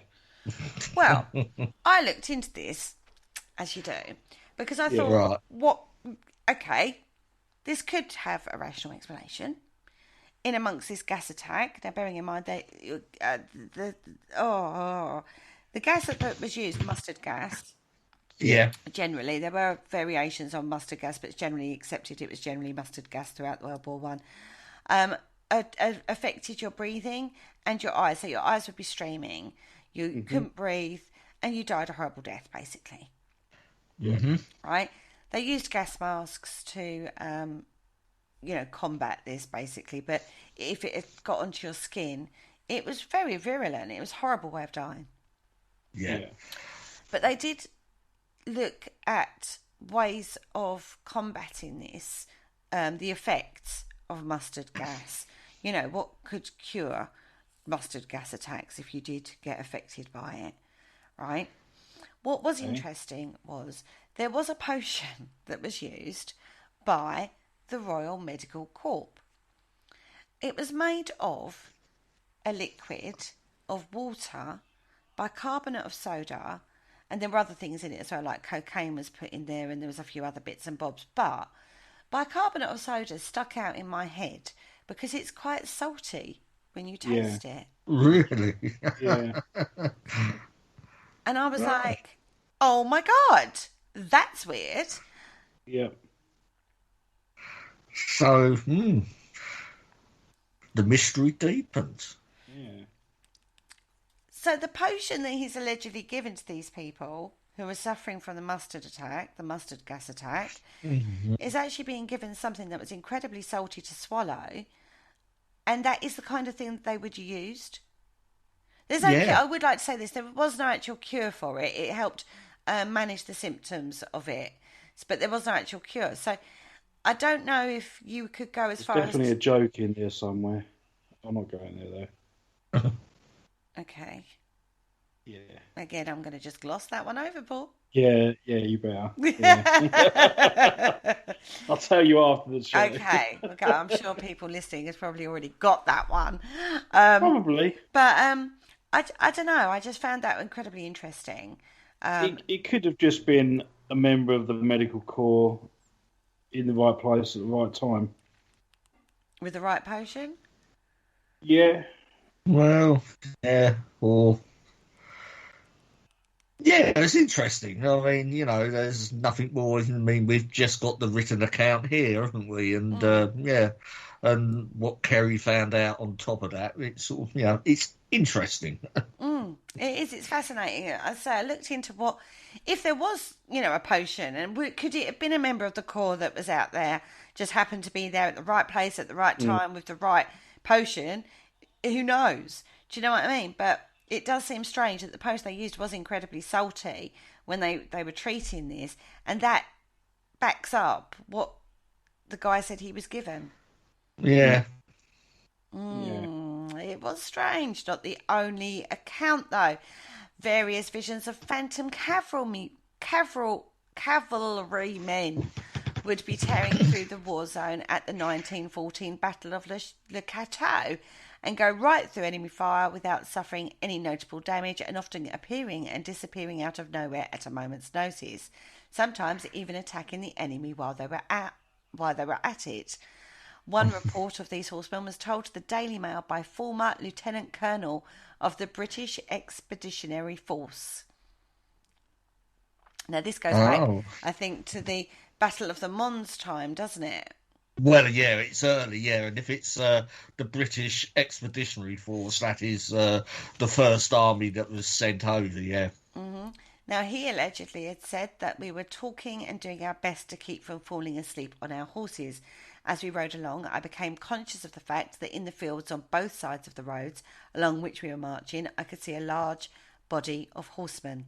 These horsemen had appearance of squadrons of cavalry, and they seemed to be riding across the fields and going in the same direction as we were going and keeping level with us. Did not say a word about it at first, but I watched them for about 20 minutes. The other two officers stopped talking. At last, one of them asked me if I saw anything in the fields, and I told them what I had seen.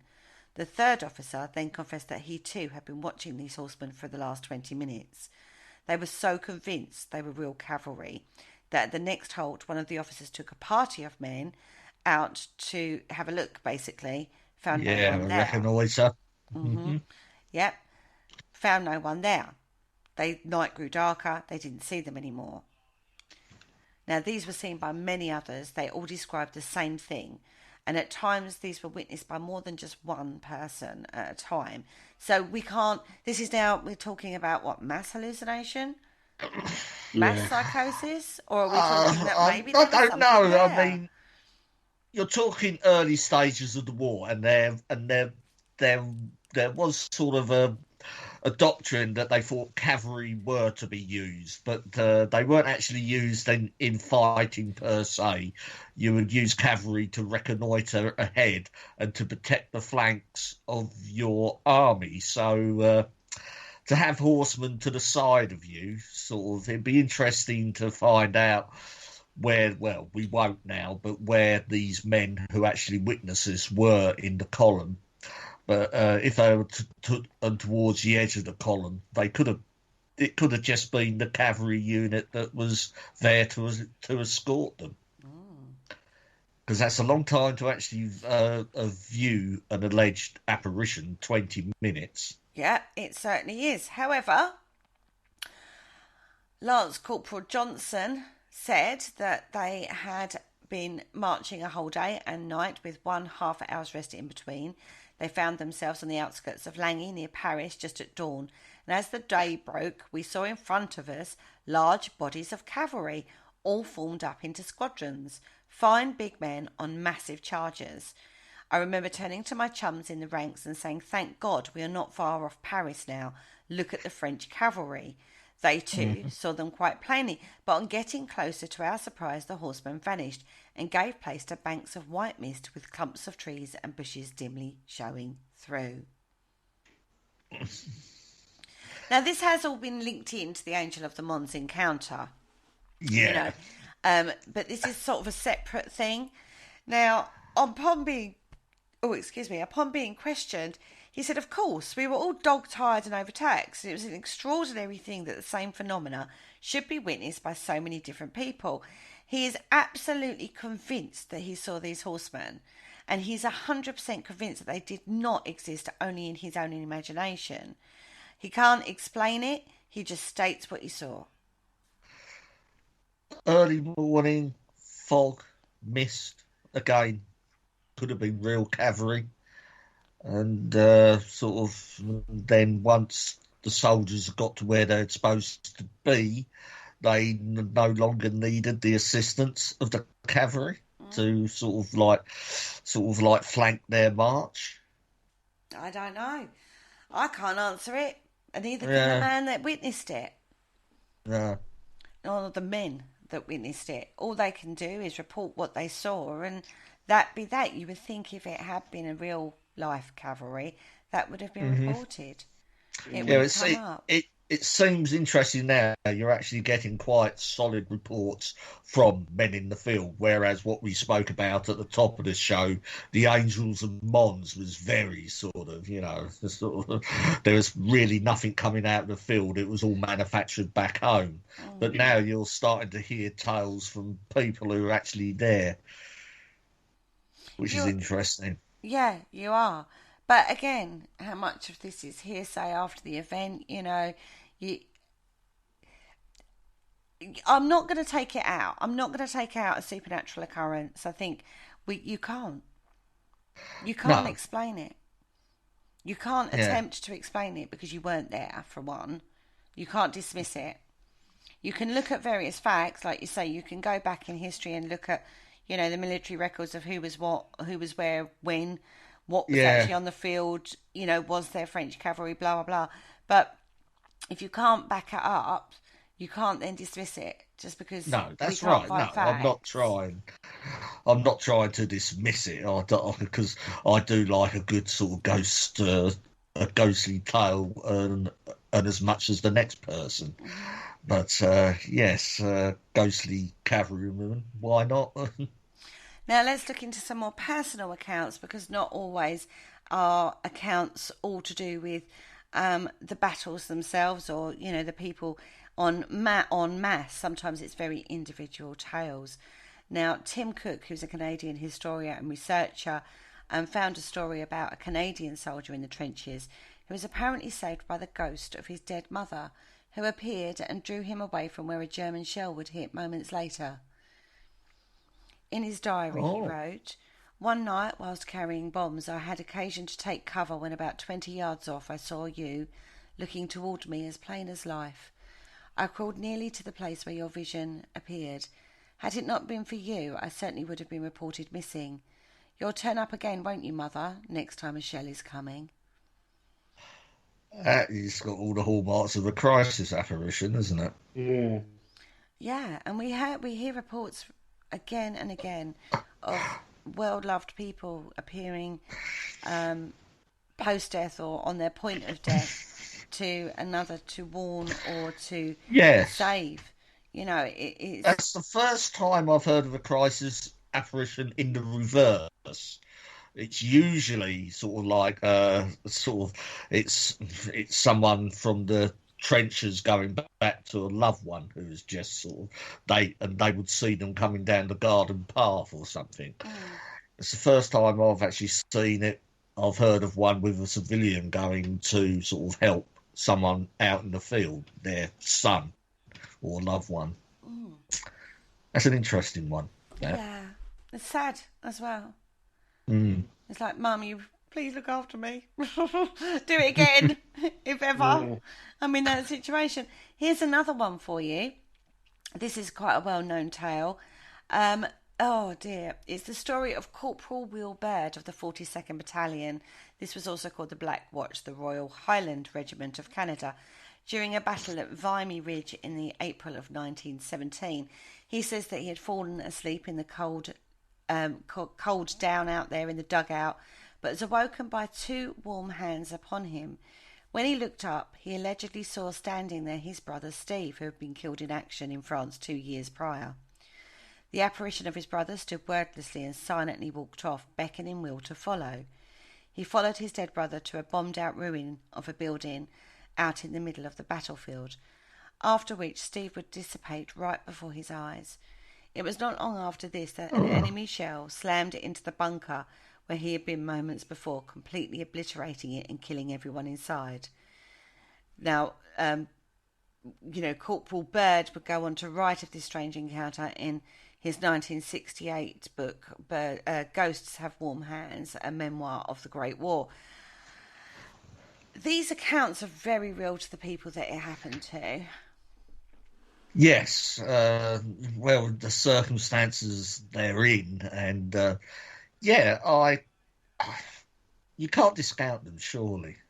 I mean, at the end of the day, it is a personal experience, and you've got to question whether it is actually morally right to take that away from someone.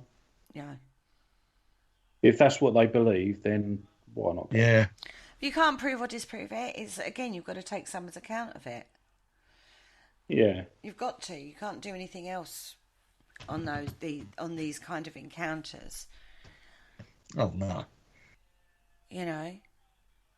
Another one for you. This is from December of 1915, from the trenches of Ypres, where 2nd Lieutenant William M. Spite of the 3rd Battalion, West Yorkshire Regiment, was taking cover from the enemy onslaught. At the time, Spite was afraid, as the fighting had become a true bloodbath, and his close friend had died earlier that very day. He sat there, cowering under the booming shells and gunfire outside. His dead friend suddenly came nonchalantly strolling into the trench with him. Spate called for another soldier to come and see what he was seeing, but the friend vanished into thin air. The following evening, the apparition returned, this time walking to a spot in the dugout and pointing at the earth below before once again evaporating. Acting on instinct, Spate grabbed a shovel, dug at the spot to find a load of enemy explosives with a timer set to blow them to smithereens in 13 hours. Plenty of time for him and his fellow soldiers to evacuate before they were killed.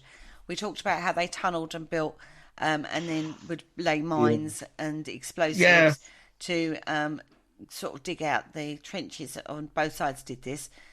And this is an account of that, but an account of an apparition pointing it out and saving the soldiers before the explosive went off. Well, yeah. I mean, it certainly does sound that he sunk the Germans had mined, and he sort of dug down. He must have dug down a fair bit, though, to actually find it. But well, no, because I've seen a report on one of these, this kind of thing that went on, and trenches weren't all uniform in depth. They were different in depth. May not have actually had to have digged down that far. There were accounts of trenches actually collapsing into these tunnels. Right.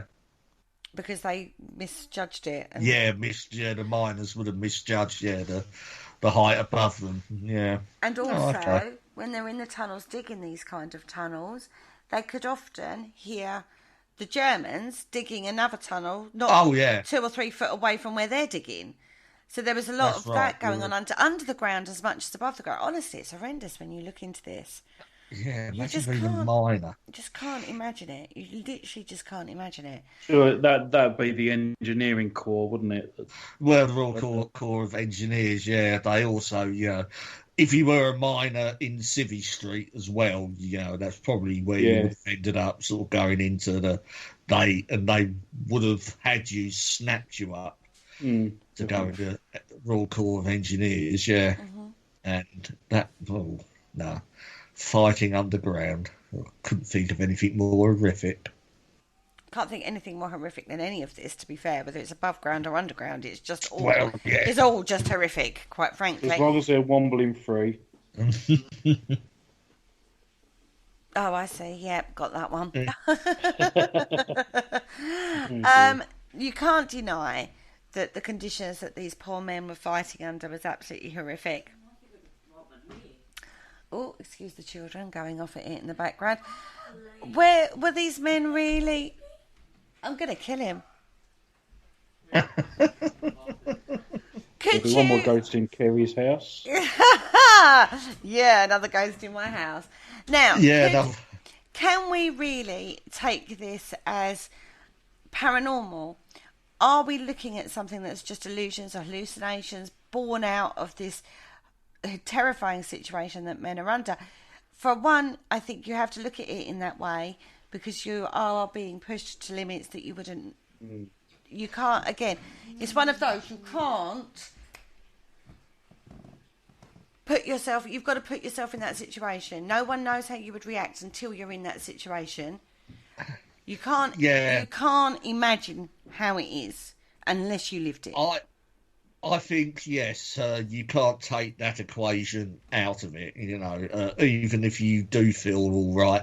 Surely the psychological effect of being in these places for any length of time will have an effect. I think, and that's the case. I mean, you're also... it's not just the gunfire. You've got mustard gas coming in. You've got the conditions of just the physical trauma that you're going through. Your body is being pushed to limits that you can't even imagine on every level. We not even talked about the emotional impact. I mean, God, I go away for a week on holiday and I get incredibly homesick. It's very debilitating. So these men probably haven't even been out their own village or their farmstead or where they've lived, and they're thrust into these conditions, and you just can't. I just don't think you can. You just can't imagine it. No, you can't. It's one of those that you would have had to have lived through to truly understand, and you don't know yourself until you've been through something like that. No, you don't. And these sort of stories which they're coming up with, you can't sort of. You certainly can't brush them to one side. I mean, they've. I mean, soldiers have got better things to do than to sit there and make stuff up. Yeah, and the last thing you're going to do is think of a fairy tale, right? And you're in a trench and you've got work to do, regardless if it's not sort of sniping and over the top, sort of like just the day-to-day living in the trench or repairing and stuff like that, and sort of making sure. Although they did make trench art, didn't they? Well, yeah, they did have sort of and a bit of spare time, but the high command knew enough. You don't have your soldiers idle whilst they're in the front line. I mean, that's where you have your rest trenches for when they rotate. I think on average a soldier would spend 3 weeks in the front line, and then they'll rotate them out to the support trenches, and they would stay there for 3 weeks, and then 1 week off in the local town, I think, and that's pretty much your routine. Yeah. I don't know. I think. Oh, I don't know. I just think it's you. You don't know your own capability sometimes until you're put into an extreme circumstance. Well, yeah, and let's face it. We live in very fortunate times, and we have never had to sort of been confronted with something like this. I know people say this current situation we're in is like a war. We've got to battle, the virus, so to speak. But even this is sort of what we've been asked to do. It doesn't come anywhere close to what the people we are talking about were asked to do. Well, they weren't even asked to do; they were told to do it. Mm-hmm. For the glory of God. Well, yeah. For the, for what was it? For the country, for your country. Yeah, king and country. King and country. And it was your duty to do, yeah. Yeah. So I don't think you can take out the psychological impact of this, but then on the same score, if extreme emotional stress is a precursor for a paranormal phenomena, it's hardly surprising that we've got stories coming out from soldiers that, having had them, they're under extreme conditions. If you're going to have an encounter, then you're more likely to get one under those conditions than just any old time. But then some would argue that. Yeah. See, surely as well you'd have a lot of soldiers suffering shell shock, which is PTSD that we know of now. Yes. And, people there would report hallucinating things. So it's, it's not... You would. you would have a medical reason, and as you Yeah. say, Paul, I mean, shell shock, what it was called then, it's called something different now. Yeah, But PTSD. yeah, PTSD, yeah, post-traumatic stress disorder, and yeah, but uh, but that fortunately that has been recognised now, and I think the military do jump on that pretty quick now if they suspect you of suffering from it. Yeah, definitely. They've got better mental health awareness. Yeah. But back then, you could quite easily say that one of these hallucinations could be, to them, a paranormal phenomena. Well, yeah. But crisis ghosts don't just happen under these kind of circumstances, do they? No. We hear accounts of people who, they're not there at their parents' death, and then the parent visits them, or a good friend visits them, and then they get in contact, or 2 weeks later they found out that person had died at that particular time. That's right. This is as we touched on earlier, the crisis apparition, which is, it actually has its own name, doesn't it? The crisis apparition. Yeah. In the lexicon of sort of ghostly terms, you have your residual hauntings, you have residual, sort of intelligent, and a couple of others, poltergeist is thrown in there, and you have your crisis apparition. It is a known fact within, well, not a fact, but it is well sort of known in the paranormal field. Mm-hmm. I knew when my nana died. I wasn't at the hospital. I knew she was on her way, as it were. But I knew when she had died. I knew the moment she had died. And then when my mum got back from the hospital at the early hours of the morning, she woke me up, said she's passed. And I said, yeah, I know. She passed at about, I think it was 12 minutes past 1 in the morning. And she was like, oh. And I was like, I just knew it. Yeah. So it's but was that like as a mediumship thing, or was it it wasn't a visitation, was it? It wasn't a visitation, no. It wasn't. I can't say it was because I didn't see her. But I knew when she had gone. Yeah, more of an intuition. They call it a psychic SOS, don't they? Sometimes. It's almost like a telepathic energy emitted at a time of extreme emotional distress. Yeah. It's not always immediately followed by death. Sometimes these apparitions have occurred when the individual is still alive, during like an attack or an illness.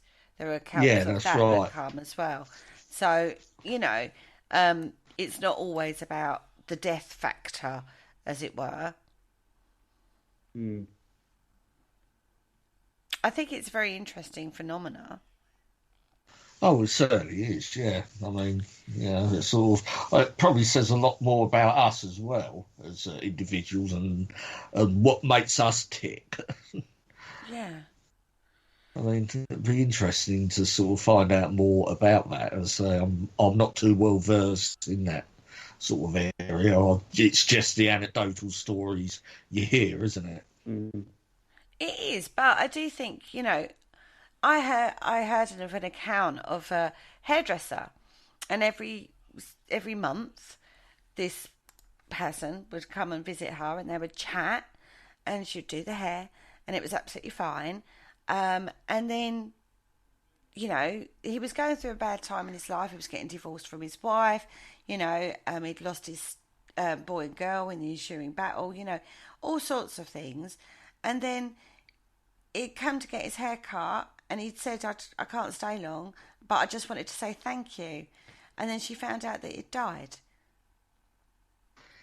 He'd committed suicide the previous morning. So it was like, who was I talking to? I was talking to him. He couldn't have died. I was talking to him. He came by and said thank you for everything. But they class that as a crisis apparition. It's very eerie when we get these, and we talk about the trenches of the World War. Are they triggers, or are they just loved ones in spirit saving their loved ones on Earth? Yeah. You know, it's different from guardian angel.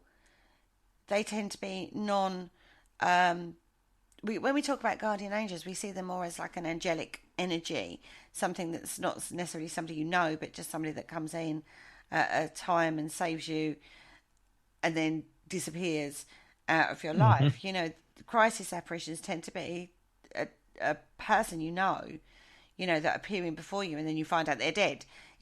Or They're they dead, were ill, yeah. or they were on, I don't know, something bad was going on at the time or something. I don't know.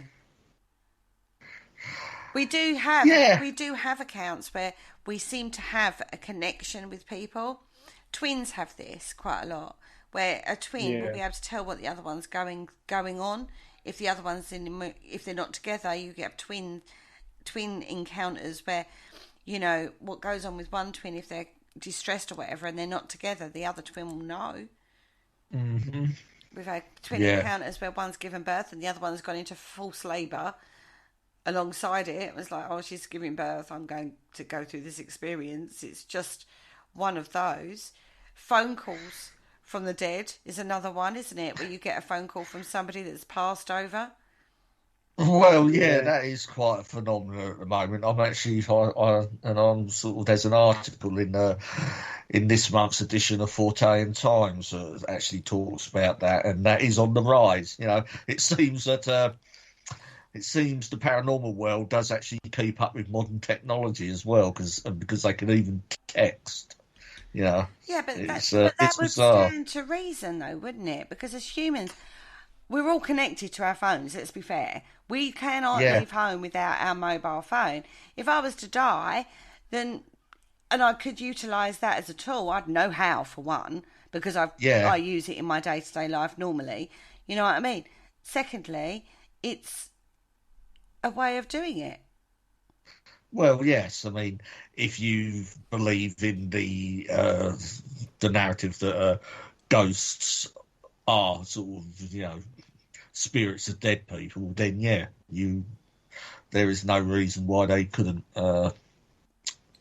communicate through modern day devices. Especially if it's a modern day ghost. Yeah. Well, yeah. Because I mean, you know, we go to like Victorian locations on an investigation, and we use Victorian methods to communicate because that's the era that they know. If you go to a location that's only had activity because, you know, maybe like their son died or the mother died and there's things going on in their house, it stands to reason that that person, if it is the spirit of that person, they would know modern day ways of communication. Yeah. I've had an account of that. Yeah. Yeah, I was. I'd interviewed somebody and a while ago, and then I came up, booted my computer up, and I had a missed call on Skype from the person who had died. Right. Never had a problem since. They never contacted me through since, but I had a missed call from Skype from somebody who was dead. I was like, what? How does that work? Okay. Yeah. Why me? Yeah. Weren't close to them. I just interviewed them. Very strange. To say it's a technical blip, a blip, you know, a glitch. But it just seems weird that person. I mean, I don't get missed calls on Skype from people it doesn't happen. No, I was sort of thinking about it. Yeah, so my Skype never really plays up. Yeah, it does what it's supposed to do. I don't get any sort of. I don't on my mobile phone. I don't get like missed calls from dead people. I barely get phone calls from living people. Oh dear. But no, most people text now or WhatsApp or whatever it is, whatever medium it is you use. You know what I mean? So it was unusual, but it doesn't prove anything. It could have been just one of those things. You know what I mean? Just one of those things. Yeah. Can't explain it. I didn't go to the partner and ask because I felt that was a bit like Was she playing around on that person's Skype last night? You know, like, oh, one of them. You know what I mean? Yeah. It was weird. I did think, that's weird. I say it's never happened again since. Don't have problems normally on Skype, you know, or on my phone or anything like that. Can spirit communicate through TV? We were on a show one night looking at paranormal apps that all of a sudden my TV went full blast. Literally, volume 100. I never have it on 100, I have it on 20. And yet that TV turned on at volume 100.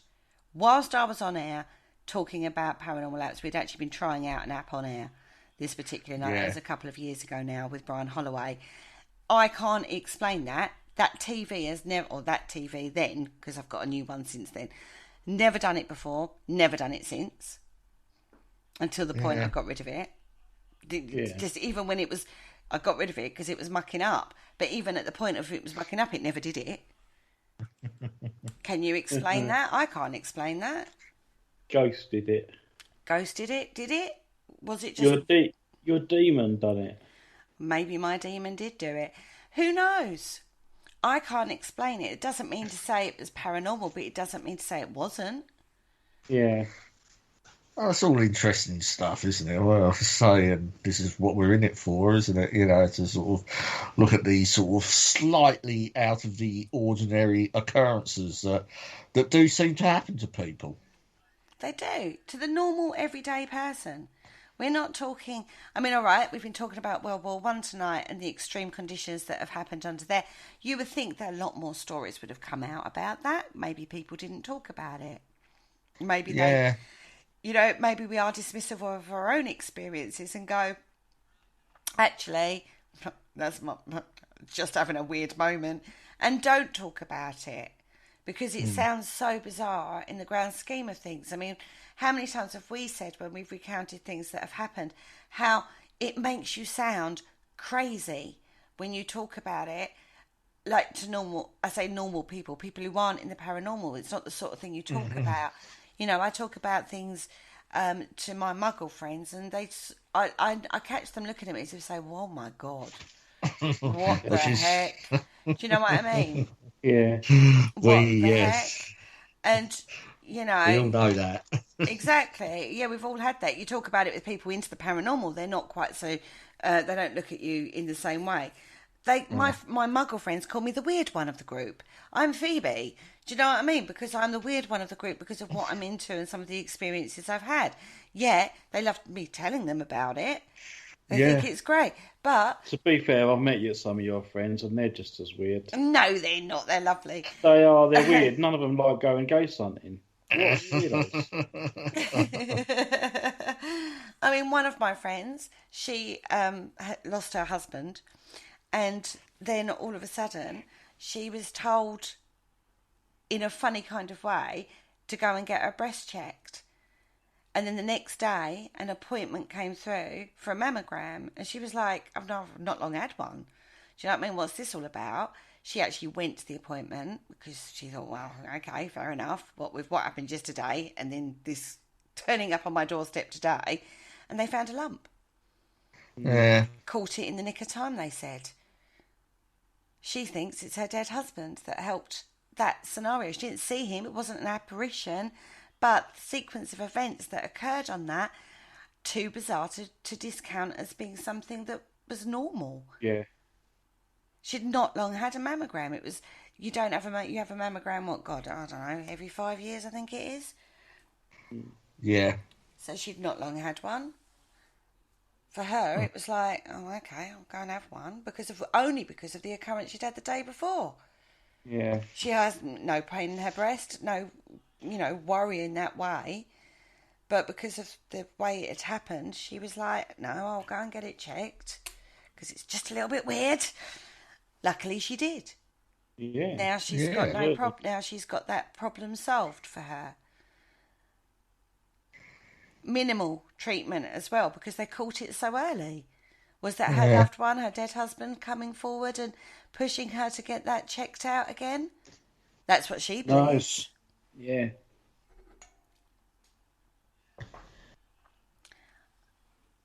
And to be fair, I'm not going to sit there and say it wasn't, because it was weird. Yeah, that certainly sounds sort of, yeah, well, if that's what... Divine intervention. If that's what helps her for it, then yeah, good on her. Well, it saved her. Because they caught it really early.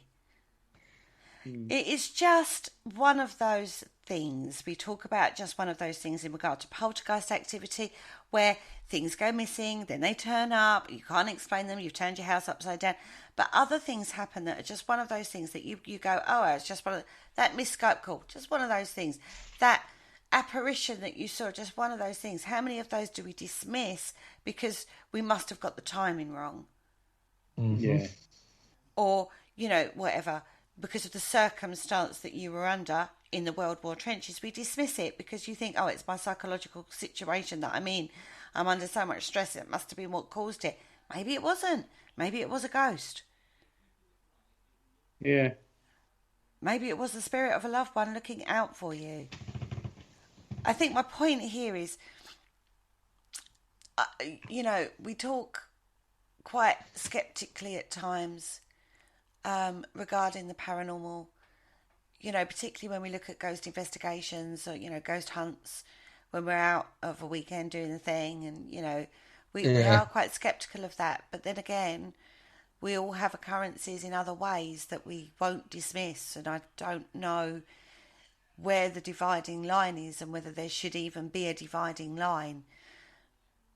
I don't think you should. I think if you're into the paranormal, you should, yes, it's good to debunk. It's good to be critical thinking. It's good to have peer review. It's good to have all of those things.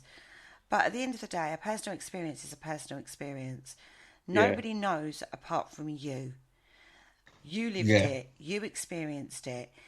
Even someone like me, who well researched in regards to paranormal, I can debunk quite a lot of things. I can look at things in a psychological way. I know how my body works to a degree. I'm not a doctor, but I'm not a scientist, but I've got a fair understanding. There are still things that have happened that I can't explain. And there are still things that happen to other everyday people that people can't explain. And if someone comes to you with an occurrence, no matter what circumstance that was under, whether that was a World War I trench or whether that was somebody just making a cup of tea in the kitchen and they have an experience, you can't be so easy to dismiss it. And that, I kind of think, is where I sit with it all. Just because I can't explain it doesn't mean to say it didn't happen. Or it did happen. You just have to sit there and take it for what it is. It's fascinating. I think a lot of the World War occurrences that we talked about tonight, it's easy. It's the easy opt-out. Yeah. Yeah. They were under a lot of stress. The conditions were, terrifying. You could be so dismissive. And you can back up. There is so many contributing factors that, for their experience, but you just can't tell exactly what it is. No. But again, I've always said this about paranormal activity in any shape or form that it comes. It's never going to be the one explanation fits all. I think it's always going to be so many different contributionary factors as to why something happens. And it's never it's never that easy. Even if you've got all the data on all the occurrences in the whole world, it's still not easy to explain. You're not going to be able to explain it. And on that bombshell, that's the end of this show. Have we got any news? The book Paranormal Concept Extra is still on sale, available from Amazon. For your respective countries. So obviously the American one is .com, isn't it? The UK one is co.uk. But yeah, you can still get it worldwide. You can. And there's another blog going up very shortly, Richard's follow-up blog on our paranormalconcept.com website. So when that gets released, check it out. Don't forget, check us out on the socials. That's Facebook, Twitter, and Instagram. We've got lots going on over on those pages.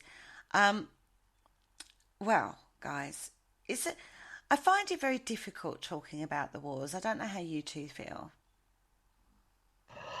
I'm not that averse, that was always a sort of like a very sort of interest of mine sort of growing up, sort of like, and, actually sort of, I've had relatives that actually fought in them. So, it's sort of, it's something I've always grown up with. And it sits all right with me. I know it wasn't nice, but, it sits okay with me. Exactly. Yeah, I'm pretty much the same. To be fair, it's it's something that interests me. I do love hearing different aspects of the war, but yeah, I just don't know too much about it. So having this research is quite interesting. I think one thing's for sure: we should never forget what any man that went through on any side, doesn't matter, an individual man fighting for his life in a war situation is something that should never be underestimated. And, we have our freedoms today because of these wars, and they shaped the future that we now live in. Well, as they say on Remembrance Day, we will remember them. We certainly will. On that note, say goodnight, guys. Good night, guys. Good night, guys.